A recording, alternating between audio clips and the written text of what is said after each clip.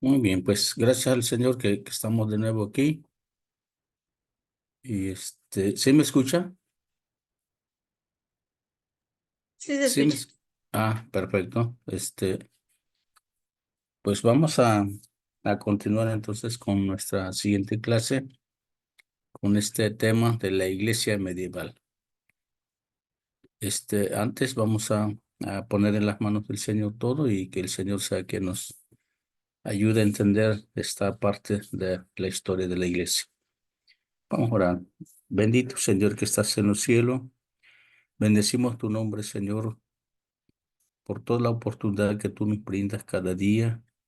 Señor, gracias por nuestra vida, por nuestra salud. Gracias, Señor, por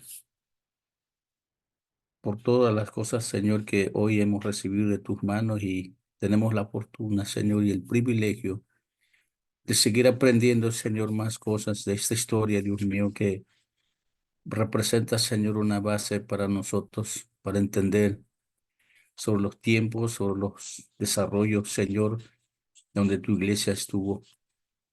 Dios mío, este, con esa ayuda tuya, Dios mío, y queremos ver, Dios mío, que en esta hora, Señor, podamos ver tu mano, podamos ver tu dirección, podamos la luz, Señor, de ti, para entender todo, Señor, y que sea de provecho, Dios mío. En el nombre de Jesús te lo pedimos. Amén.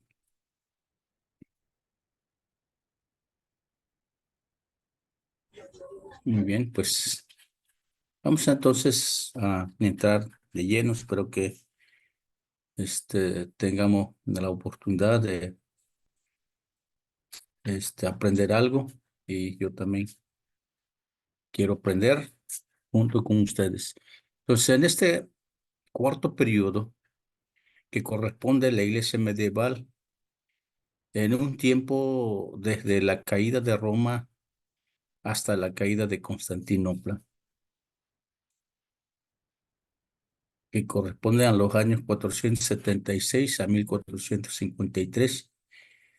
Ya estuvimos viendo la semana pasada la otra parte, a donde llegó la iglesia y siempre nos damos cuenta de que Dios ha movido sus manos en los diferentes tiempos y ha utilizado las personas como Él quiso, pero ahí estuvo la iglesia.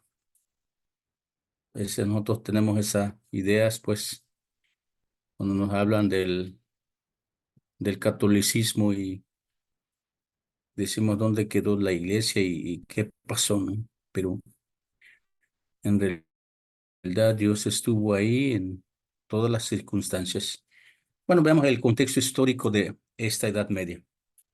La Edad Media se extiende desde el siglo V hasta el siglo XV y fue un periodo de gran transformación después de la caída del Imperio Romano.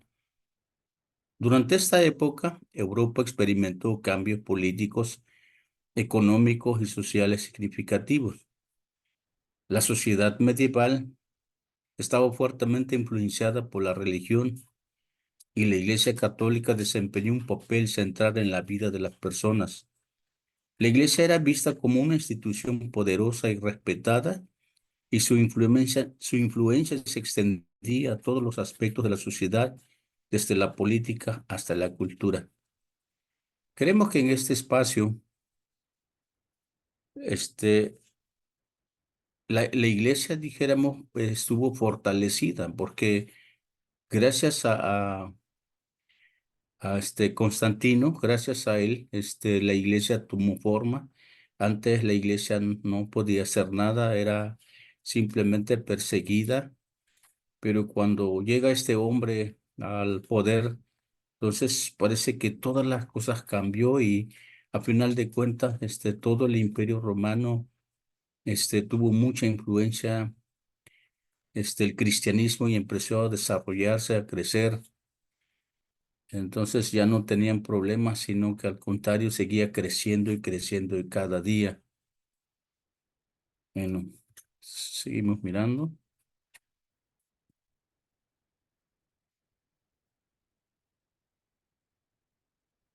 Entonces, la iglesia en la Edad Media.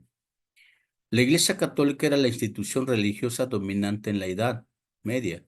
Era considerada como la intermediaria entre Dios y los seres humanos y tenía un control significativo sobre la vida espiritual de las personas.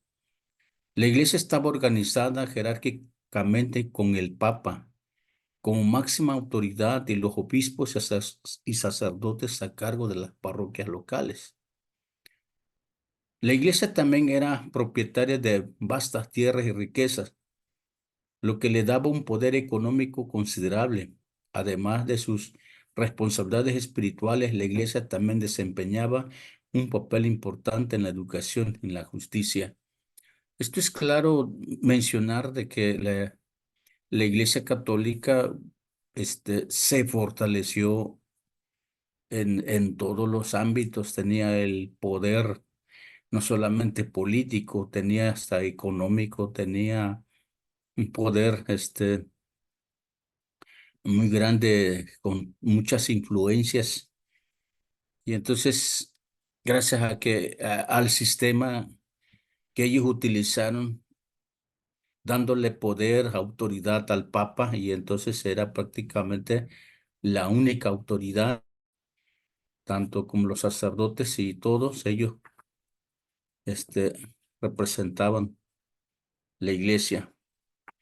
Y entonces alcanzaron grandes riquezas, pues con todas las influencias que tenían ellos tanto conquistaban donde iban conquistando, ellos iban estableciendo las reglas.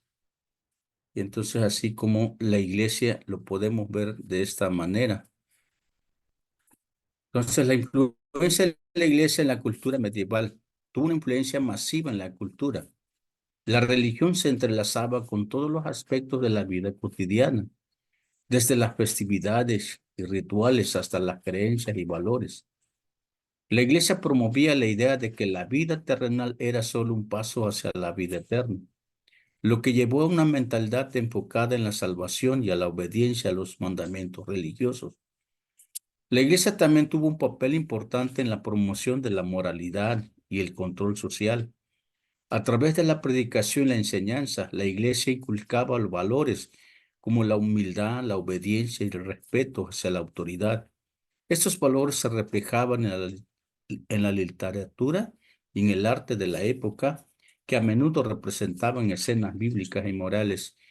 Por esta razón, tenía un impacto muy considerable la vida cristiana porque practicaban los valores, porque llevaban una vida espiritual sana y porque sus comportamientos, sus conductas eran muy buenas ante la sociedad y entonces a esto permitió que la iglesia siguiera desarrollándose.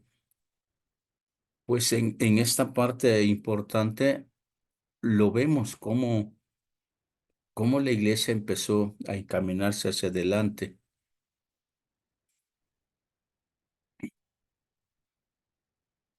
Entonces, podemos hablar del proceso del poder papal. En este periodo de casi 1000 años, nuestro interés se dirigirá a la iglesia occidental o latina. Ajá, o sea, lo que tiene que ver con Roma.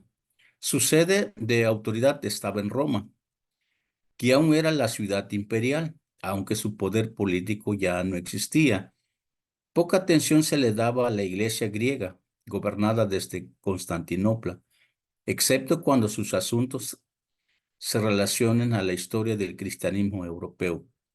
Nos referimos a los hechos que en su orden cronológico, no nos referimos los hechos en su orden cronológico, sino que examinamos grandes movimientos a menudo paralelos.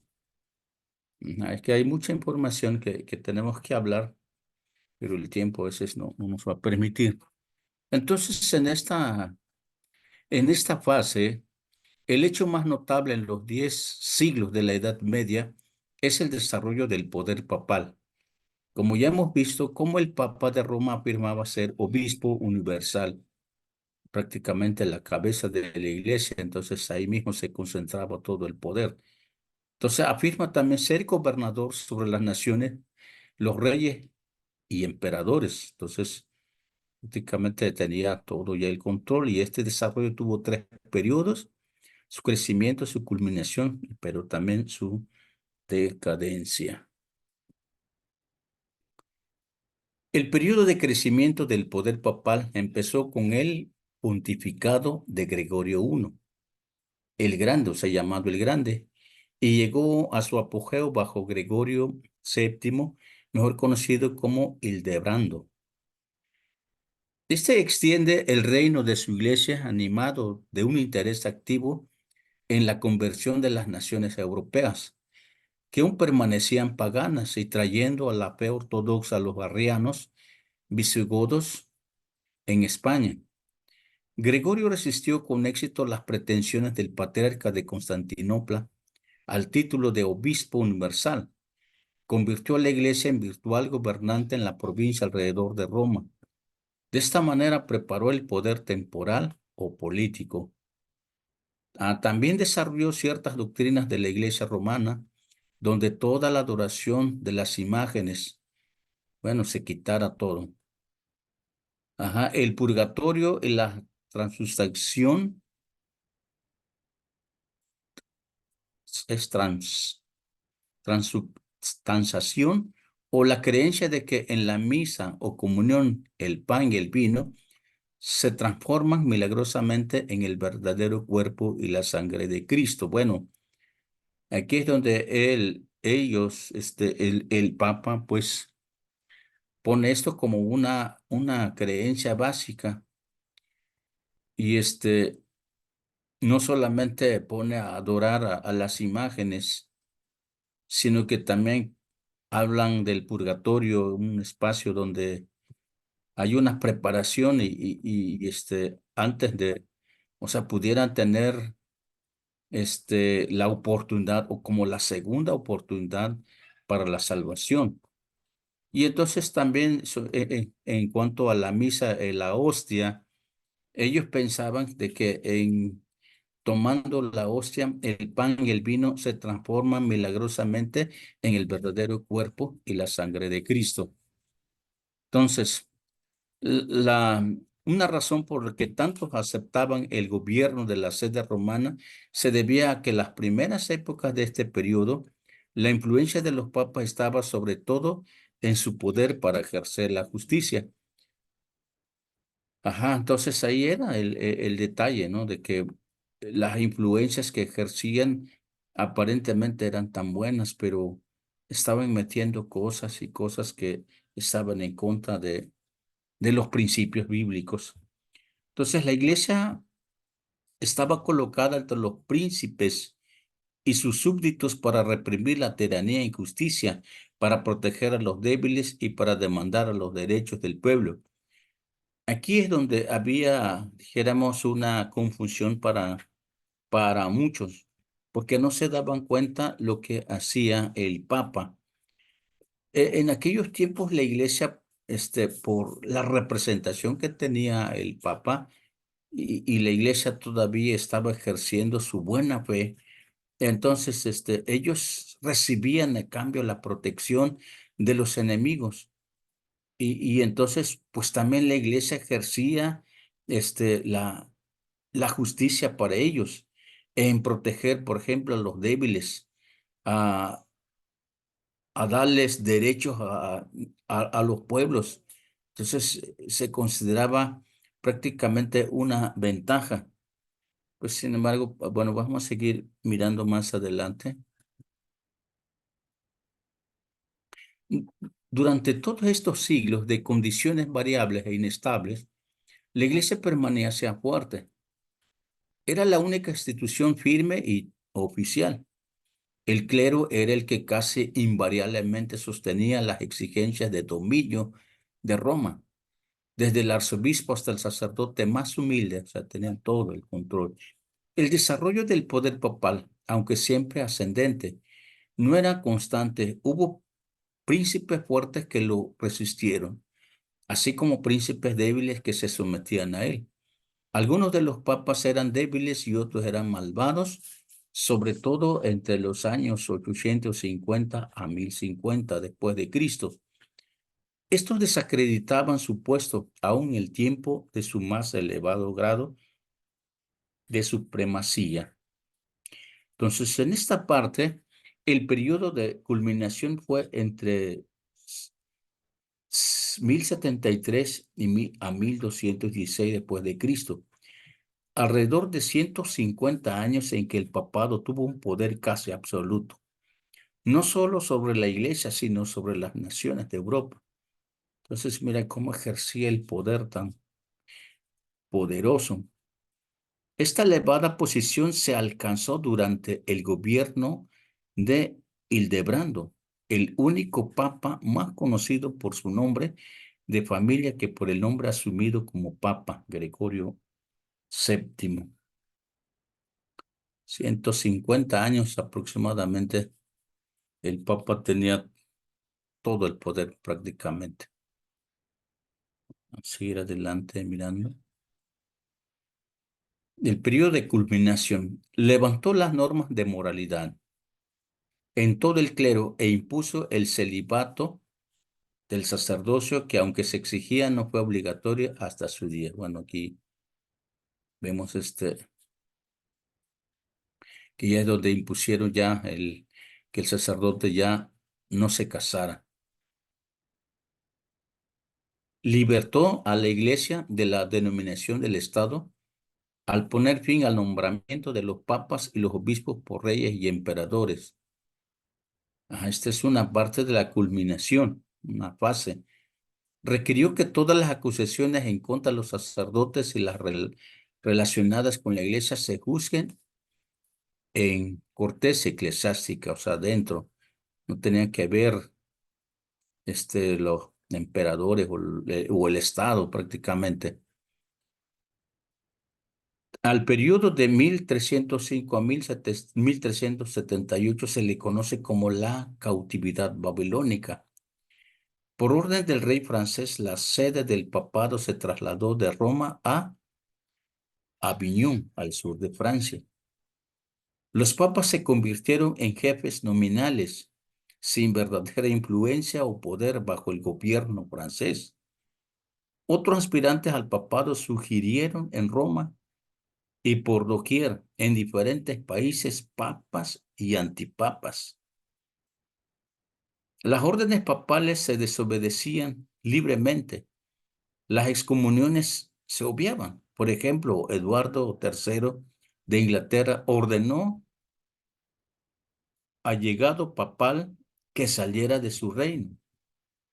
Y en 1378 el papa reinante Gregorio XI volvió a Roma y en 1414 se celebró el Concilio de Constanza para decidir entre las reclamaciones de 4 papas. Todos se depusieron y se escogió uno nuevo. Desde 1378 los papas han continuado morando en Roma, como siempre alentando pretensiones muy elevadas, pero incapaces de ponerlas en vigor. Bueno, siempre están luchando, siempre tienen el sentido de tener poder y autoridad. Así es como sucede en estos tiempos. Bueno, veamos, por ejemplo, ya esta parte del surgimiento del poder musulmán. Estamos hablando de la iglesia, pero ahorita veamos esto de los musulmanes. ¿Qué pasa? ¿Qué sucede aquí? Bueno, primero vemos el fundador. Creo que la mayoría sabemos que fue Mahoma, nacido en la Meca, Arabia, en 570 después de Cristo. A los 40 años de edad, en 610, empezó su carrera como profeta y reformador. Al principio ganó discípulos lentamente, pero su causa creció lo suficiente para encontrar la persecución. Huyó de la Meca en 622 después de Cristo. Su fuga, la Égira, proporciona la fecha por la que se rige el calendario maometano. También tuvo éxito en poner bajo su religión y autoridad a las tribus árabes. esparcidas y regresó a la Meca como conquistador. Al morir en 632 después de Cristo, era el profeta gobernante aceptado por toda Arabia. Vamos a ver la razón por qué pasó eso, ¿no? Su religión se dominaba islámico, que quiere decir sumisión, esto es, obediencia a la voluntad de Dios. A sus seguidores se les llaman musulmanes, pues nunca usan el nombre maometano. Los artículos de fe, como lo exponen, son: hay un Dios, hay un solo Dios, al que llaman Alá, siendo la palabra de origen común con la similar hebrea Elohim. Todos los hechos buenos o malos Dios los ha preestablecido, por lo tanto, en cada acto se lleva a cabo la voluntad de Dios. Hay multitudes de ángeles invisibles, buenos y malos, que se relacionan constantemente con hombres. Dios entregó su revelación en el Corán, una serie de mensajes comunicados a Mahoma por medio del ángel Gabriel, aunque no se compilaron sino hasta después de la muerte del profeta. Bueno, es la forma en que hablan de Dios, la forma en cómo ellos creen en Dios. Entonces, Mahoma, pues, es considerado como el profeta que habló con el ángel Gabriel. Entonces dice: Dios envió profetas inspirados a los hombres. De ellos los más grandes fueron Adán, Moisés, Jesús y sobre todo los demás, Mahoma. Los profetas bíblicos, apóstoles, cristianos y santos que vivieron antes de Mahoma se reconocen y adoptan como suyos. En el más allá habrá una resurrección final y el juicio y el cielo y el infierno para cada hombre. Mira, también cree en la resurrección final, también cree en el cielo, cree en el infierno. Interesante. El poder musulmán. Al principio, Mahoma dependía de las influencias morales al predicar su evangelio, pero pronto cambió sus métodos y se hizo guerrero, conduciendo a sus unidos y feroces árabes a la conquista de los incrédulos.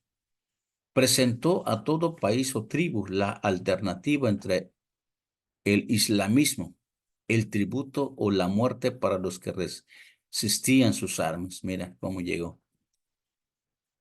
En poco tiempo conquistaron Palestina y Siria y los lugares santos del cristianismo. Cayeron bajo el poder del islamismo. Los creyentes primitivos en Mahoma eran los fieros guerreros árabes, jamás conquistados por ningún enemigo extranjero, y que seguían a su profeta con una sincera e intensa fe que todo lo conquistaba. Creían ejecutar la voluntad de Dios y que su destino era triunfar. Todo aquel que caía en la batalla con los incrédulos estaba destinado a entrar de inmediato a un cielo y un deleite sensual. Bueno, aquí es donde ellos, por eso ellos pueden morir según por causa de su fe o por causa de Dios para ellos o por causa de Alá. Ellos si se mueren, pues ellos piensan que van a gozar la vida allá y que allá, están siendo esperados por mujeres. Ellos consideran así. Entonces, otro rasgo del islamismo era su oposición a la adoración de las imágenes. Claro, bueno, pues aquí también ellos no adoran imágenes. Los musulmanes los lanzaron fuera y destruyeron y denunciaron como idolatría toda adoración de imágenes, ya fuesen esculpidas o pintadas. O sea, para todos ellos, eso es idolatría. Los maometanos también rechazaban la mediación sacerdotal y de los santos. O sea, no eran como los católicos, no eran como los papas, que los sacerdotes son los intermediarios entre Dios y los hombres, pero ellos no, ellos rechazaban toda esta mediación. En todo el mundo musulmán se encuentra la regla de abstinencia de bebidas embriagantes. Interesante. Suprimir el mal a la humanidad. Su método de esfuerzo misionero mediante la espada, promoviendo entre los hombres el odio en lugar de amor. Aquí es donde ellos se equivocaron, pues, llevando su evangelio con sus conquistas a la mala, a matar, a destruir todo, lejos de hacer lo que el Señor nos enseña. Entonces, el islamismo prácticamente deja a Cristo fuera de su sistema. En el concepto maometano no es el Señor del reino celestial, ni el Hijo de Dios, el Salvador del mundo. Lo reducen al rango de un profeta judío inferior en todo respecto a Mahoma, o sea que Mahoma es mejor que Cristo. Entonces, prácticamente dejan afuera el Señor. Una de las características más indignas de la religión maometana era la degradación de la mujer. O sea, para ellos las mujeres simplemente son esclavas o juguetes para el hombre. Hasta ahí, entonces, es su forma de pensar ello. Bueno, ahora pasemos a el Santo Imperio Romano. ¿Qué sucede aquí?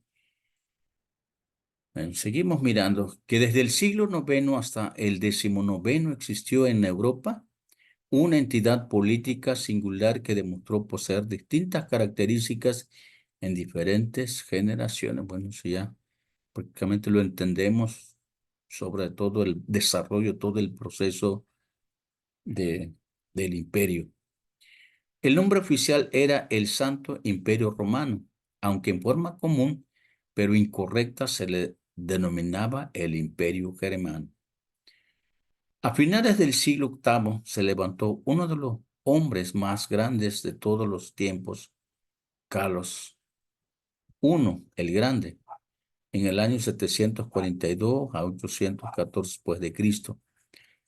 Los germanos lo aclamaron como Carlos el Grande y los franceses como Carlomagno.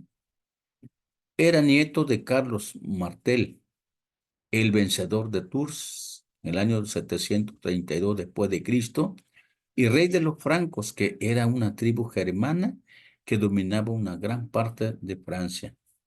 Entonces, Carlos el Grande constituyó a sí mismo en amo de casi todos los países en Europa occidental, el norte de España, Francia, Alemania, los Países Bajos, Austria e Italia, un imperio en verdad. Al visitar a Roma en la Navidad de 800 después de Cristo, el Papa León III lo coronó como Carlos Augusto, emperador de Roma. Entonces le puso el título de Augusto. Reinó en su vasto dominio con poder y sabiduría. Fue un conquistador, reformador, legislador, protector de la educación y de la iglesia. Entonces hizo un trabajo interesante. Carlomagno. En teoría su imperio duró 1000 años, pero solo por un corto tiempo su autoridad sobre Europa fue real. La debilidad e incapacidad de los descendientes de Carlomagno, el desarrollo variado de los diferentes estados e idiomas y los conflictos de intereses nacionales hicieron que la autoridad del Santo Imperio Romano se limitase principalmente al oeste del Rin. Después de los decadentes sucesores de Carlomagno, perdieron el trono. Al emperador lo elegía un electorado compuesto por 7 príncipes. De los 54 emperadores, solo podemos mencionar unos cuantos de los más grandes después del tiempo de Carlomagno. Es una parte de la decadencia. Estamos mirando de este imperio. Enrique I, el pajero, que vivió en el año 919 a 936, empezó con la restauración del imperio que había decaído. Después después su hijo Otón I el Grande, aun cuando no lo coronaron emperador sino hasta 951, se le considera como el verdadero fundador del Imperio Germano, distinto al romano. El reinado de Otón I se extendió hasta 978. Federico Barbarroja fue uno de los más poderosos en la sucesión de emperadores. Participó en la Tercera Cruzada, pero se ahogó en Asia Menor y su muerte condujo al fracaso la expedición. Vemos también a Federico II, nieto de Barbarroja. Se le ha llamado la maravilla y enigma de la historia, ilustre y progresista. El hombre más liberal de su época debido a sus ideas de gobierno y religión. El Papa lo excomulgó 2 veces, pero en la Quinta Cruzada se autoproclamó rey de Jerusalén. También tenemos a Rodolfo I de Habsburgo, fundador de la Casa de Austria. Recibió la corona imperial en 1273, cuando no significaba mucho más que un título sin valor. Sin embargo, obligó a los príncipes y varones a someterse a su autoridad. Desde su época, Austria fue el estado más poderoso en la Confederación Germana, y casi todos los emperadores descendientes de él, los archiduques de este país. Bueno, también tenemos a Carlos V, emperador al principio de la Reforma, de 1519 a 1556, gobernó también por herencia Austria, España y los Países Bajos. Pero veamos qué pasa aquí más con él. Bueno, entramos en la separación de las iglesias latinas y griegas. ¿Qué sucede aquí? Aquí en esta fase de la separación de las iglesias latina y griega se hizo formalmente en el siglo XI, aunque la práctica se efectuó mucho antes. Durante 100 años, la relación normal entre papas y patriarcas se caracterizó por la lucha. Al final, en 1054 después de Cristo, el mensajero del Papa puso sobre el altar de Santa Sofía en Constantinopla el decreto de excomunión. En base a esto, el patriarca en turno expidió su decreto de excomunión a Roma y a las iglesias que se sometían al Papa.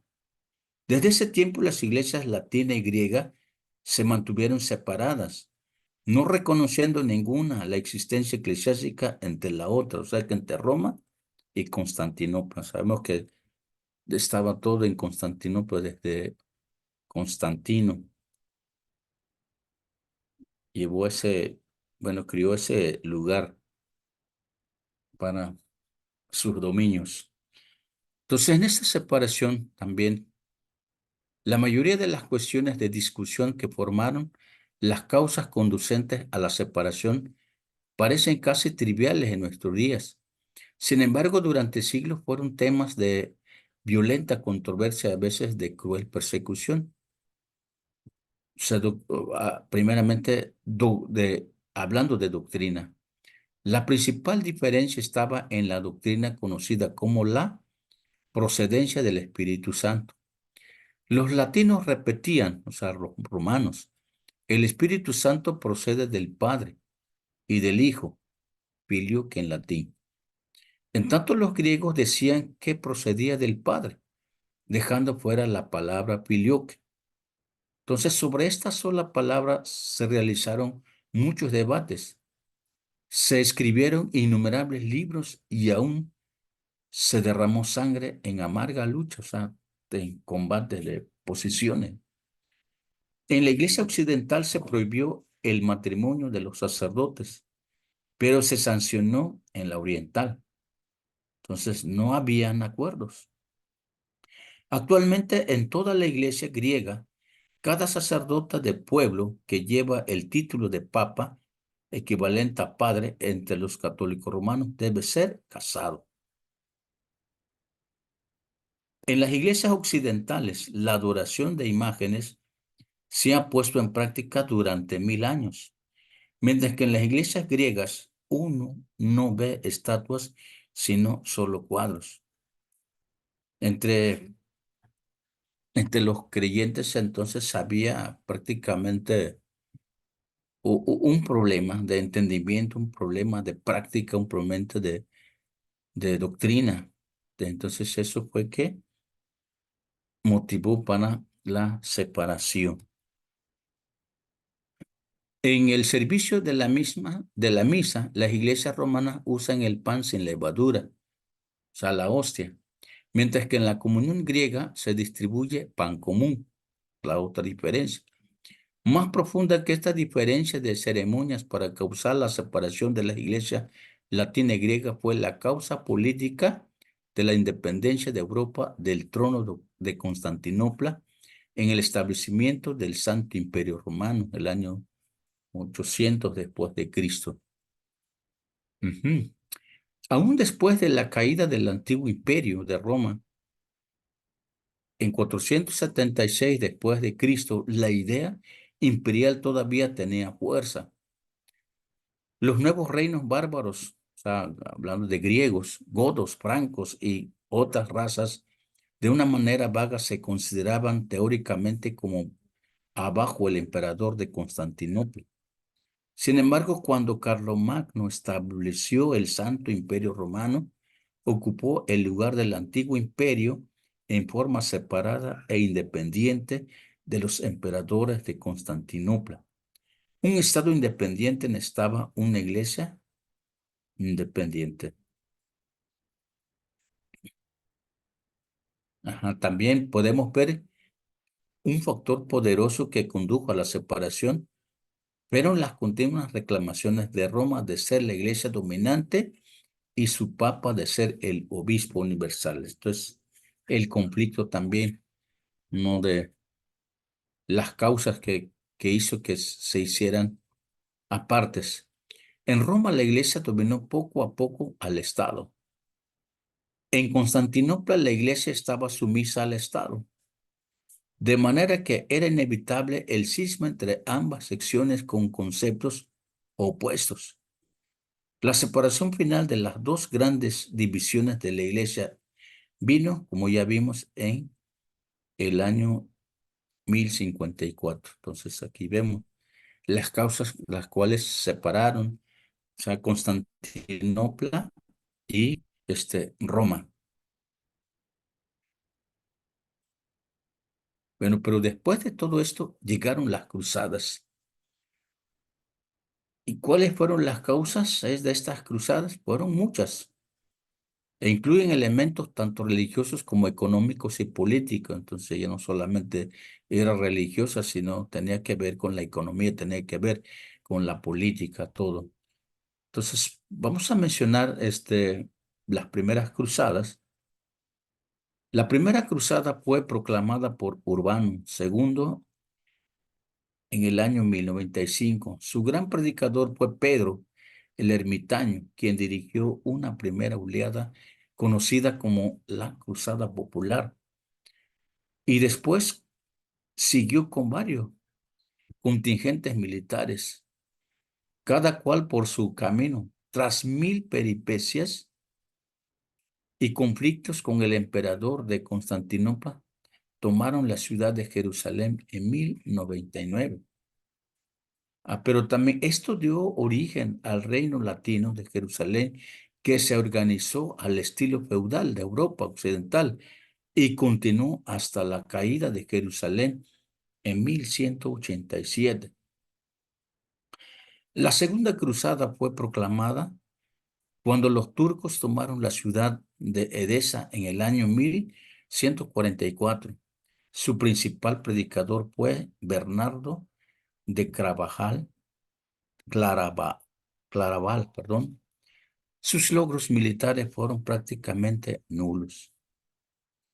Pero existe la tercera cruzada que surgió a raíz de la noticia de la caída de Jerusalén. O sea, cuando escucharon de esta caída, los líderes fueron al emperador Federico I Barbarroja, el rey Felipe II Augusto de Francia y el rey Ricardo Corazón de León de Inglaterra.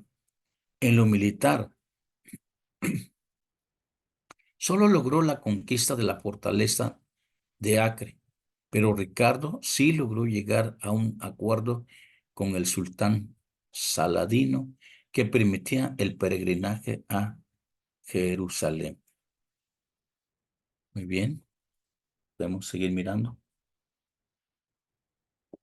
La Cuarta Cruzada fue un desastre. En lugar de atacar a los musulmanes, tomó y saqueó la ciudad de Constantinopla y estableció en ella el Imperio Latino de Constantinopla en el año 1204 a 1261. Esto exacerbó las suspicacias de los de los cristianos griegos hacia los latinos y además debilitó todavía más al Imperio Bizantino, que fue restaurado en 1261. Entonces, de ahí apareció la Quinta Cruzada. En el año 1219 atacó el Egipto y solo logró tomar el puerto de Damietta, que fue retomado por los árabes 2 años más tarde. De aquí surge la sexta y séptima, fueron dirigidas por el rey de Francia, Luis IX, y San Luis, sin mayores resultados. Una de las consecuencias de las cruzadas fue el surgimiento de las órdenes monásticas militares. Además, las cruzadas influyeron sobre la devoción de la época y sobre el comercio y la vida intelectual. Bueno, aquí viene desencadenando otras cosas por estas cruzadas.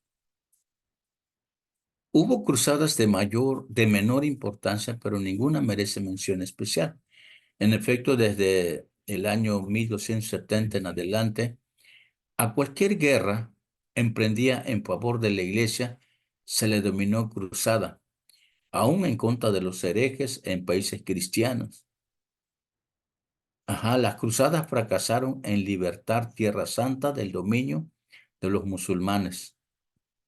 Sin embargo, a pesar del fracaso de mantener un reino cristiano en Palestina, Europa obtuvo ciertos buenos resultados de las cruzadas. Después de las cruzadas, el gobierno turco protegía, a los peregrinos y la persecución cesó. Pero al final de la vasta riqueza, la arrogante ambición de los clérigos y el uso sin escrúpulo que hacían del poder despertaron el descontento y ayudó a preparar el camino para el levantamiento contra la Iglesia Católica Romana en la Reforma. Bueno, todo eso es un proceso, un desarrollo que podemos ver a través de la historia, las cosas que sucedieron y que cada acto que ellos hacían, pues debía tener consecuencias y entonces, así como, entonces van permitiendo otra forma, otros estilos de vida. Entonces, veamos ahorita el desarrollo del monacato. Durante el siglo IV se originó la vida monástica en las cavernas del norte de Egipto. Al principio el movimiento se desarrolló lentamente en Europa, pero en la Edad Media hubo un gran desarrollo del espíritu monástico, tanto en los hombres como las mujeres. El número de monjes y monjas aumentó de una manera considerable con resultados buenos y malos. En las bibliotecas de los monasterios se preservaron muchas de las obras antiguas de la literatura, tanto clásica como cristiana. Los monjes copiaban libros y escribían la vida de hombres distinguidos, crónicas de su propio tiempo e historias del pasado.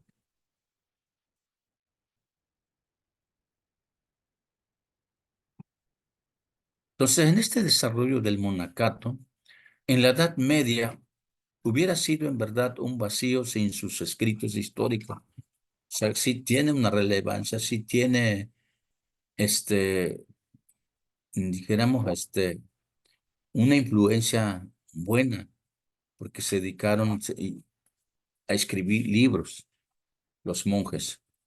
Los monjes eran los principales maestros de la juventud, casi los únicos maestros. Entonces ellos fueron maestros de los jóvenes, los monjes. La mayoría de las universidades y escuelas de la Edad Media surgieron en las abadías y monasterios. En la expansión del Evangelio, los monjes fueron los primeros misioneros.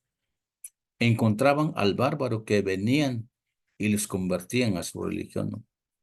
Fueron tremendos. Entonces, el monacato degeneró y perdió su fervor primitivo, sus ideales elevados y su estricta disciplina. Bueno, aquí es donde ya empezaron también a fallar su forma de actuar.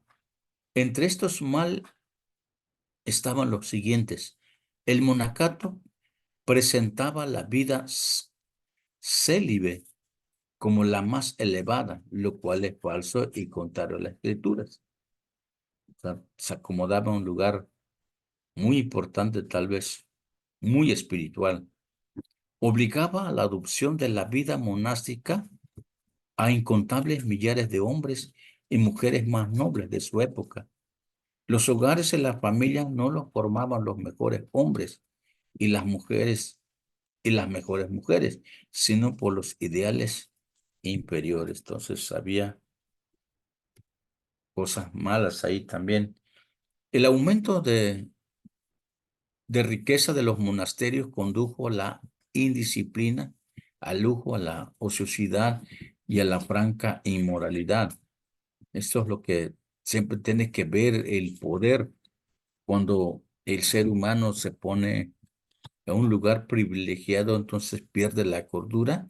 Y así como vemos esto que empezó siendo bueno, pero mira cómo va terminando.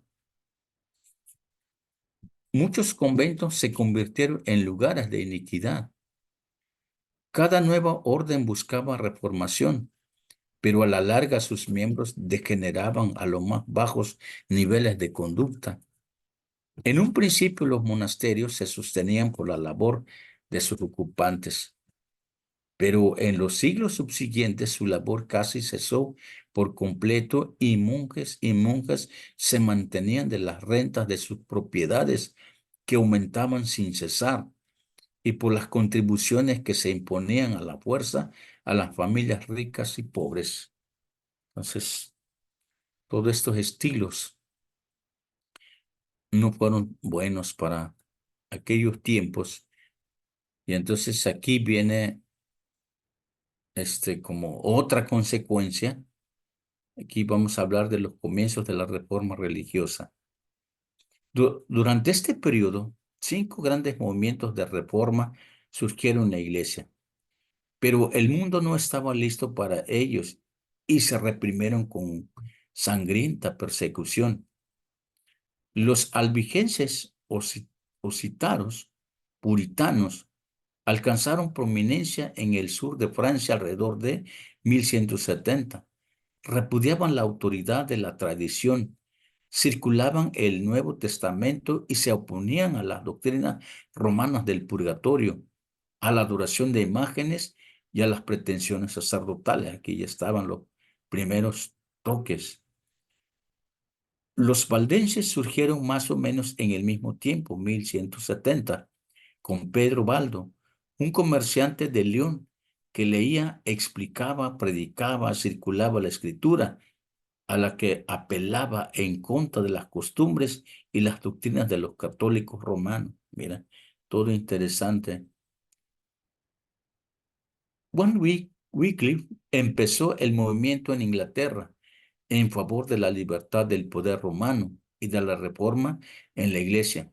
Nació en 1324 y se educó en la Universidad de Oxford, donde llegó a ser doctor en teología y líder en los consejos que llevaba a cabo en dicha institución.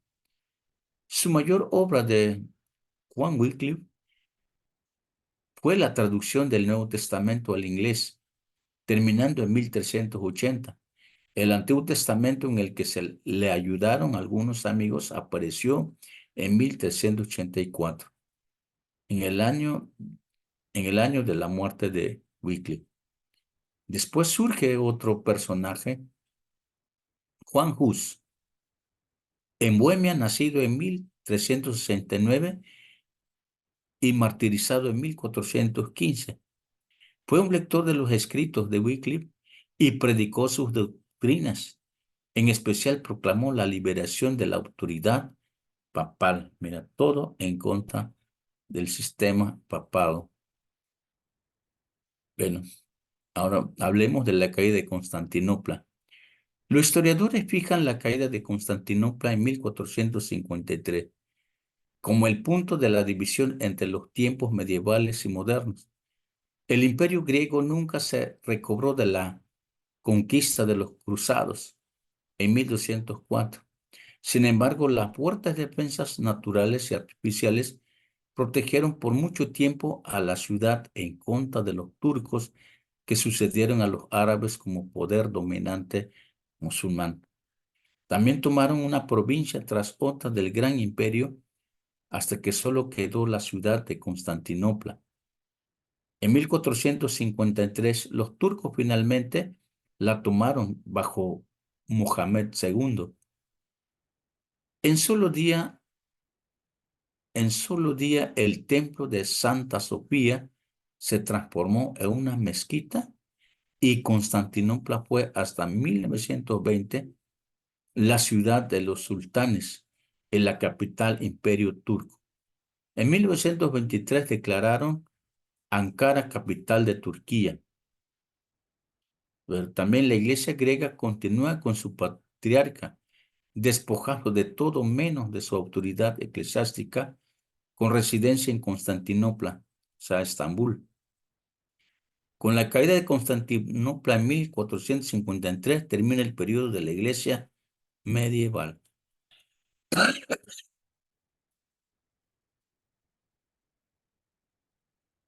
Bueno, pues así es como termina toda esta parte de esta gran historia y finalmente veamos quiénes fueron los eruditos y líderes en su tiempo. Mencionemos ahora muy brevemente algunos de los eruditos y líderes del pensamiento en el periodo estudiado. Durante los 1000 años de la iglesia medieval se levantaron muchos grandes hombres, pero solo citaremos 4 como líderes intelectuales de su época. Hablemos de Anselmo. Anselmo nació en 1033 en Piamonte, Italia. Se hizo monje en el monasterio de Bec, Normandia, y lo nombraron abad en 1078. Escribió muchas obras teológicas, filosóficas, y le han llamado un segundo Agustín. Murió en 1119. También hablaremos de Pedro Abelardo, que vivió en el año 1079 a 1142. Como filósofo y teólogo, fue el pensador más valeroso de la Edad Media. Está muy interesante de seguir viendo la historia de estos hombres. Y así podemos hablar de Bernardo de Claraval, que vivió en el año 1900 a 1091 a 1153. Era de una noble familia francesa, hombre de mente amplia y corazón bondadoso. Se oponía y escribía en contra de la persecución de los judíos. Finalmente vamos a hablar de San Tomás de Aquino. La mentalidad más grande de la Edad Media fue de Tomás de Aquino, que vivió en el año 1226-1264. Se le llamó el doctor universal, doctor angélico y príncipe de la escolástica. Nació en Aquino en el reino de Nápoles. Llegó a ser autoridad más celebrada y elevada de todo el periodo medieval en filosofía y teología. Interesante, hay muchas cosas que decir, mis hermanos. Necesitamos mucho tiempo para seguir investigando, seguir aprendiendo más de cada uno de los grandes personajes y de las etapas del desarrollo de toda esta historia. Pues les agradezco mucho su atención, les agradezco mucho el tiempo que nos prestan para estar aquí con ustedes. Pues aquí vamos a terminar con esta presentación.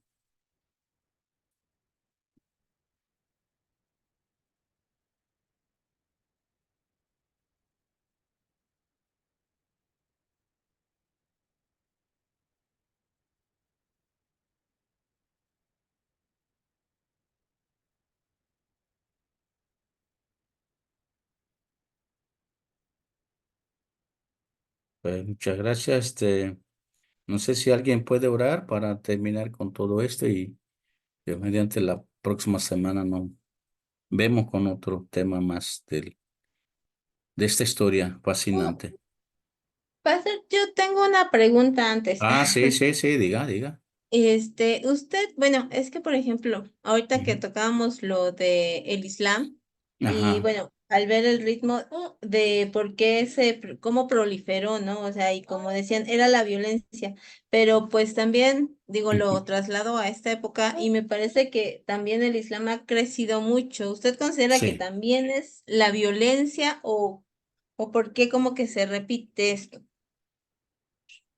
Yo creo que hay muchos factores, que podemos nosotros mencionar, pero más que nada, este, pues el mundo de la religión es bastante amplio, así como existen, muchas denominaciones e incluso muchas corrientes teológicas, los que antes se consideraron como herejes, por ejemplo, el arrianismo, el sabelianismo. Entonces, ellos también, los musulmanes, fueron como parte del proceso. Ellos también tomaron fuerza porque tomaron las cosas de Dios.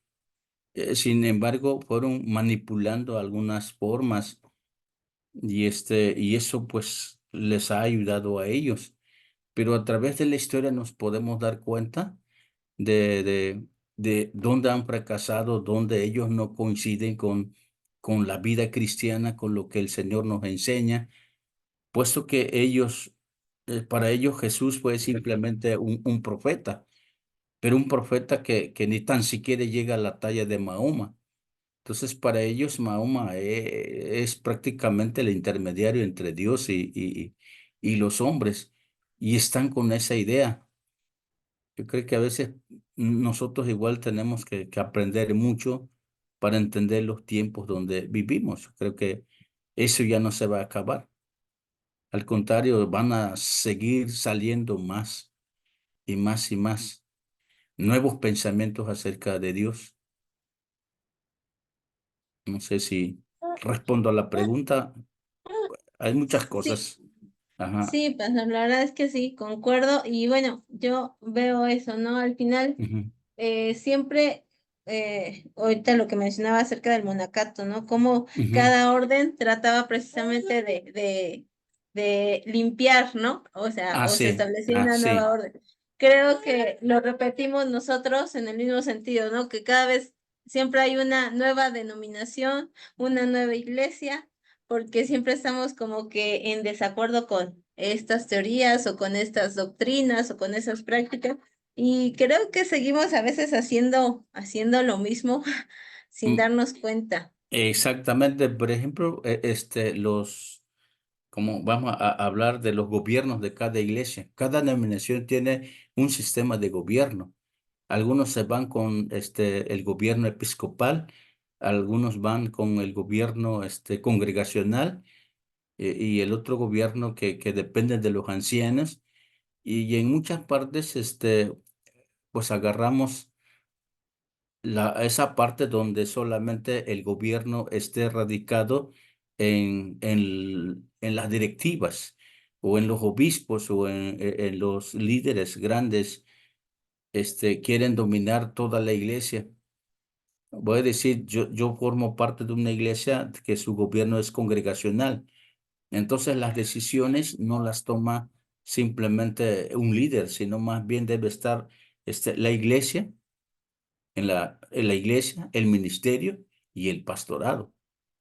O sea, son tres poderes o tres representaciones para poder llegar a un acuerdo. Pero si manejáramos, por ejemplo, el episcopal, que solamente radica el poder de los obispos, y hay cosas que dijéramos, solamente saldrán órdenes desde la oficina, desde la directiva, y entonces acá abajo, pues simplemente nos vamos a sujetar. Y entonces así es como podemos nosotros medio explicar esto de cada etapa que hemos visto. Cada quien quiso hacer lo suyo, pero al final de cuentas se apoderó el mal y empezaron a hacer sus cosas ya malas, se aprovechaban ya de la gente. Por ejemplo, como los monásticos, los monjes, después de todo, dice que pues, de tantos bienes que ya tenían, oye, ya todos eran ricos, ya todos administraban sus riquezas aparte. ¿Gracias a quién? Gracias a la iglesia que aportaba para ellos. Y creo que pasa en todo, pero ahorita pues es que nosotros tenemos la fortuna de poder tener otra forma de pensar. Sí, precisamente pienso yo que Ujú, analizando todo, ¿no? Alguna vez me cuestionaban y me decían, pero eso, bueno, la historia, sobre todo la historia de ujú, la iglesia, ¿eso qué tiene que ver con nosotros, ¿no? Sobre todo ujú. esta parte que ahorita estamos viendo desde el papado y el Sí, sí. monacato. Y yo decía, pues es que precisamente tenemos que conocer la historia para no volver a caer en esos mismos errores, porque Ujú, nosotros entre más conocemos, porque es lo que pasa, o sea, yo sí me sorprendo al ver que luego hay denominaciones o hay personas, hay cristianos, ¿no? ujú. Que dicen, no, pues es que yo no leo la Biblia porque nos dicen que no leamos la Biblia, que solo lo que diga el pastor, ¿no? Ah, Cuando, exacto, sí, sí. cuando eso ha sido pues una de las Ujú. más grandes problemas, o bueno, ya Ajá, degenerado en más problemas. Y por muy eso pienso cierto. yo que sí es necesario pues saberlo y estar conociendo para saber en dónde vamos, ¿no? Como la iglesia debería en su momento que iba Ujú. y pues revisaba, ¿no? A ver si era cierto. Sí, sí, sí, cierto. Muy interesante, muy interesante. Seguir aprendiendo más Sí, de pastor, la historia, gracias, sí, sí. gracias, gracias. Bueno, pues si no hay más, ¿alguien puede dar gracias, hermana? ¿Alguien de los que estamos aquí o ya se fueron? Mana Débora, ¿anda por ahí? Amén, amén. Muchas gracias, pastor. Muy interesante su clase. Mm. Que Dios la continúe bendiciendo. Amén. Vamos a orar. Padre, te Gracias, gracias. gracias, Padre, por esta oportunidad, Señor, de poder tener conocimiento, Señor, de estas historias, Señor, mi Dios. Síguele bendiciendo a tu siervo, a tu hermano, mi Dios amado Hilario Salas, Señor, mi Dios. Bendícelo grande, poderosamente, financieramente, espiritualmente, Señor, por este tiempo, Señor, que ha cogido para delicadamente explicarnos, Señor, mi Dios, aún en la Facultad Morín Tumín, Señor, que es de gran bendición al director, a todos mis hermanos que estamos aquí presentes, mi Dios, bendícelos, mi Dios, cumple todas sus necesidades, Padre de la Gloria, ayúdanos para poder llegar, mi Dios, a aquel que necesita también, Señor, aquel que tiene hambre y sed de tu palabra, mi Dios amado. Te damos gracias por este hermoso tiempo. Gracias, Padre. Bendice, Padre. Yo sé que todo esto de aquí tendrá su recompensa, Señor, mi Dios amado. Gracias, Padre. En el nombre de Cristo Jesús, Señor, también ayúdanos, mi Dios amado, para poder el próximo sábado llegar, Señor. Bendícelo, cuídale la salud del hermano, Señor. Te conoce cómo él se encuentra, mi Dios, Señor. Te damos gracias, Padre, Hijo y Espíritu Santo. En el nombre de Jesús, amén. Muchas gracias, hermana. El Señor me los bendiga y nos vemos próximamente la semana, el sábado.